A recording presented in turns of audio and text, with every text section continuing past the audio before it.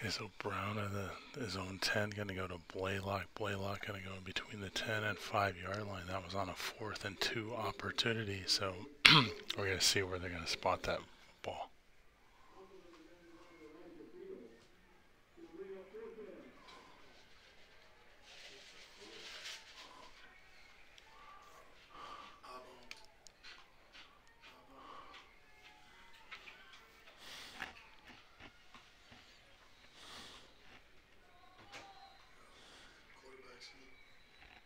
Oh, they did the tug.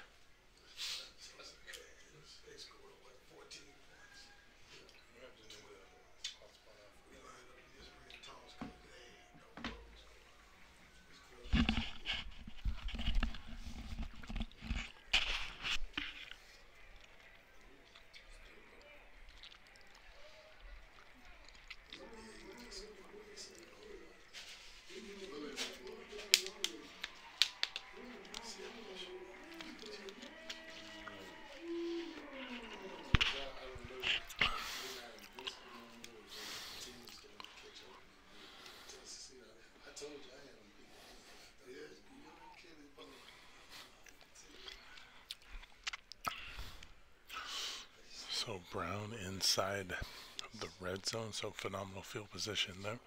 There was a kickoff in which the kickoff returner went, ooh, unfortunately that was a botched, ooh, unfortunately that was a bad snap overall. So we had seen this in the Katy Atascocita game where I mentioned earlier in this football game that there was some miscues between the center and the quarterback in that Katy game, the second game of the season. Unfortunately, it happened yet again.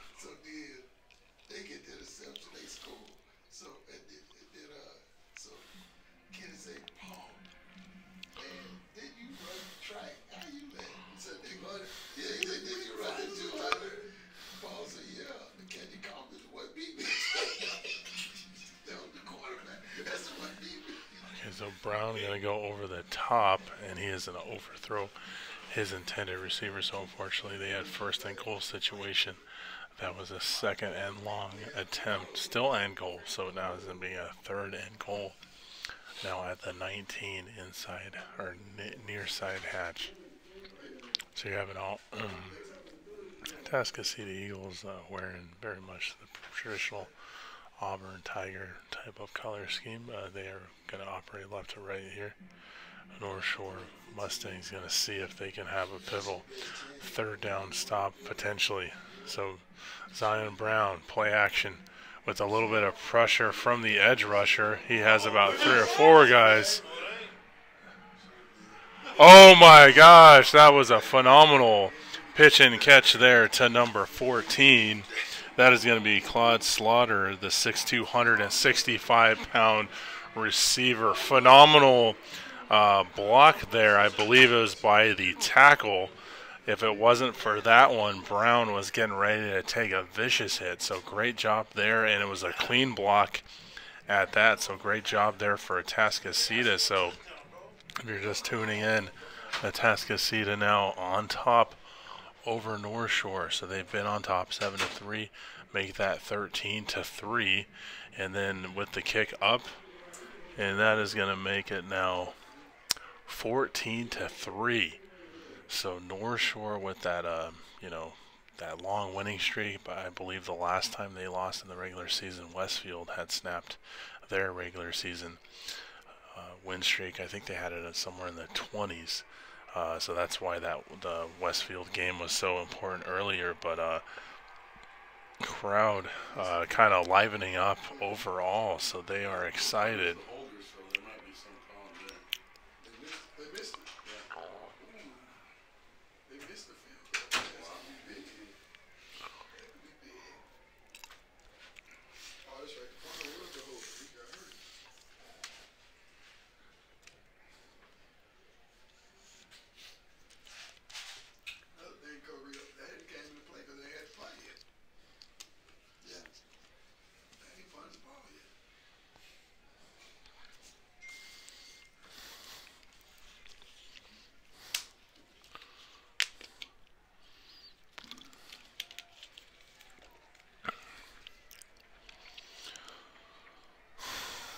So a big shocker here thus far.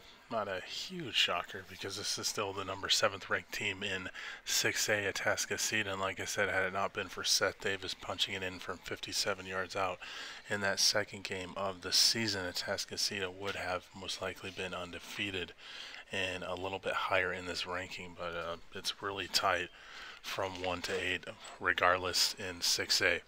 So the kickoff is going to go to about the 20-yard line. He's going to be fielded. Ooh, Barnes with a little bit of running room. So they've really done a great job of stymieing Barnes. So Barnes is kind of their big playmaker for North Shore.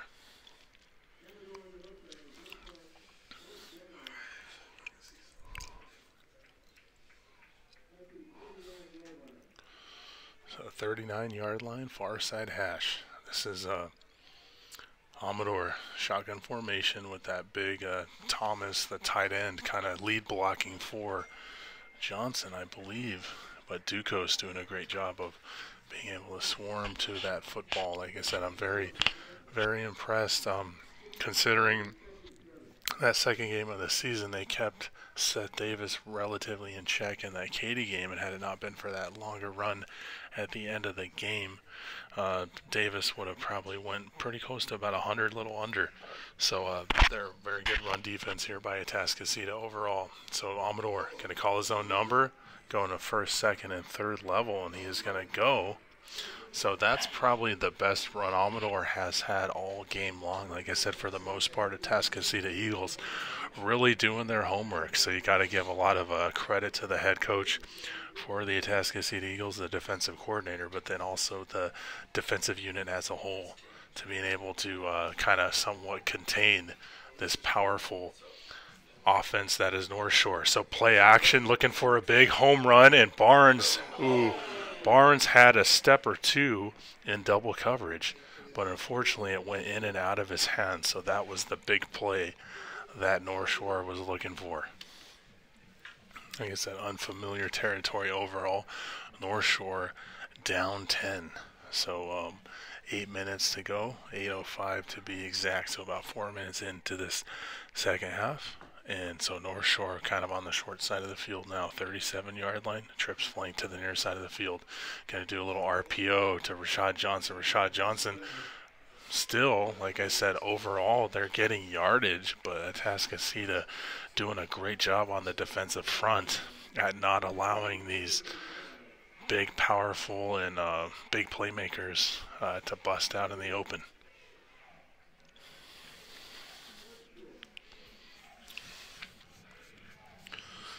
Okay, so Amador inside the 30 at the 28, trips flank to the far side of the field. Gilroy on the near side, going to hand the ball off to Hardiman. Hardiman, the sophomore. So Hardiman, in most people's backfield, most teams' backfield, he'd probably be the lead rusher / featured back. With North Shore, it's basically Rashad Johnson and then Hardiman getting a lot of reps there as a sophomore. So Amador, shotgun formation. From Atascocita's 28-yard line, twins flank to the far side, Gilroy on the near side. So Hardiman, not really a whole lot of running room overall, so doing a great job there. Atascocita kind of keeping them inside. So now Rashad Johnson going to substitute for Hardiman. Like I said, very much a great 1-2 combination between Johnson and Hardiman. You usually don't see both running backs featured at the same time.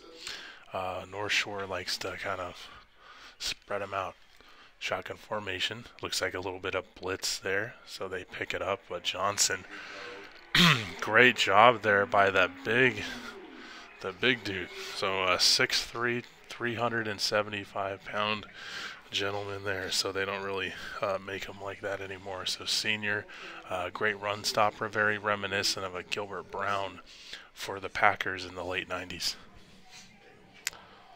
So inside the 25-24 yard line, far side hash, it is Almador with Rashad Johnson flanked to his right.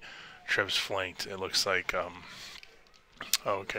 Caleb Thomas in motion, and then it looks like Barnes now in the slot, gonna go RPO. Almador still looking for that big run, that big hole, and Atascocita really has done their homework. Ooh, 44. Not sure if that's an ankle or a knee, but he is trying his best to get off the field. So that's Jamil Davis, 5'11", 225-pound defensive lineman. Okay, Dominguez going up for let's say a 38-yarder on the far hash. This guy definitely has the legs, so we will see if he can make it. Kick is up, very low, and no good. So Atascocita Eagles literally just playing lights out here tonight. 13-3, 5-19, so about halfway through this third quarter, second half action. And Eagles, as each waiting second goes by, it looks like it's more and more gonna be the Eagles' night tonight. So sometimes you think in a way that districts are set up so North Shore most likely, but pretty much this is for the district title. So they are in the same district. North Shore and Atascocita both are undefeated in district. So Atascocita, even though they did lose to Katy, that is a non-district loss. So the Eagles could go up for the district championship here tonight. I believe they are in 21 district within 6A.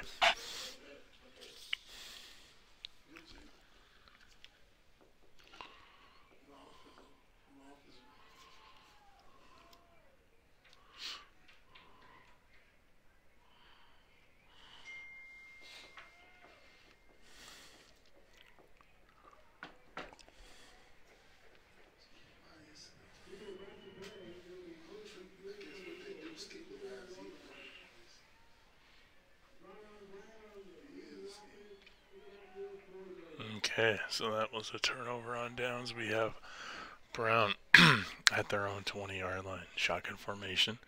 Three-step drop. Ooh, precision spirals. A phenomenal ball, phenomenal arm that Brown has, but unfortunately he did overthrow his intended receiver. So that kid can spin it. That is Zion Brown, the junior, so he still has one more year left overall for the Eagles.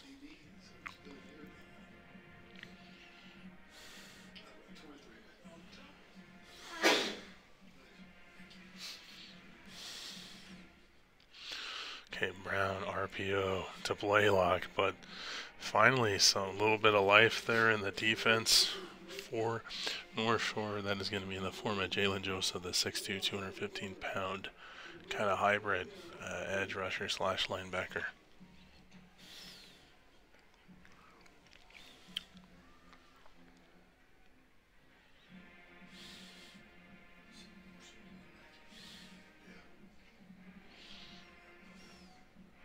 Clock continues to run, under 5 minutes to go in this third quarter. Brown, 3rd and 10. So it's a pivotal third down. See if they can kind of put this game out of reach. Blaylock in motion on the far side. He could be going Blaylock. He's going to go off his back foot, and unfortunately does not connect with 16. But like I said, you are literally seeing the arm strength on Brown. So Brown throwing off his back foot and still throwing about 40 yards down the field.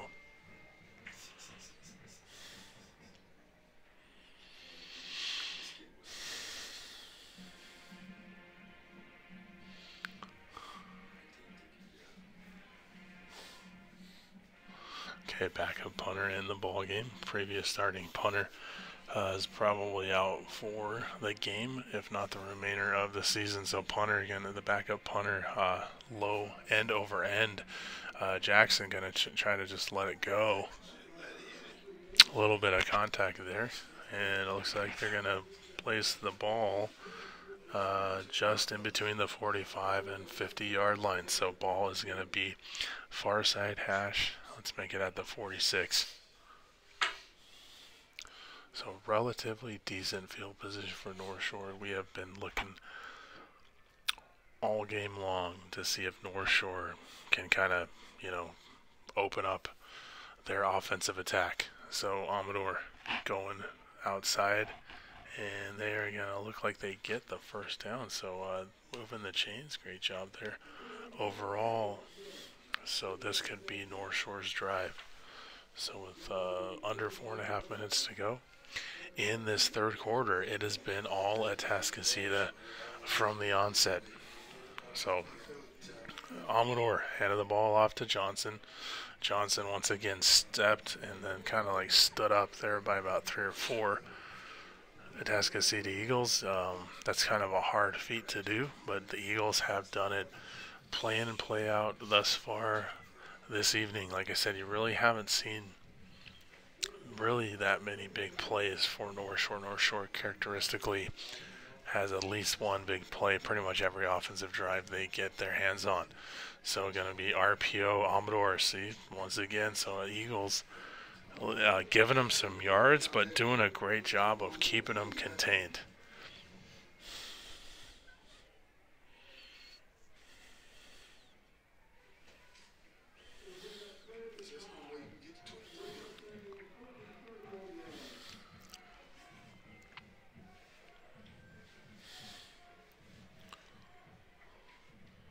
Okay, so Amador at the 38-yard line of Atascocita. And like I said, so when it looks like maybe they're going to break a run, they just don't. So the Eagles, like 2 or 3, 4, sometimes 4 players swarming to the ball each time in. 4th and 3, pretty much. This isn't necessarily going to be the ball game, but very much a pivotal 4th down. They are definitely going to go for it. So last time they tried to call them offsides, and instead it's like the left tackle or left guard jumped offside. So we'll see what Amador does this time around. Double faking the reverse, and they finally get some wiggle room overall. Amador with the best play of the game for North Shore. So that's what happens when you have the athlete that Amador is. Bailey could have done the same thing, but then have Barnes, you have to keep them honest because you have both sides. So when you fake that reverse, Barnes is equally as basically equally as dangerous as Amador in that situation. So they had to respect both sides. And like I said, they've been doing a good job keying in on Amador, kind of having a spy on the field. But that is the one play that they're able to get. Got blocked, and ball not going around.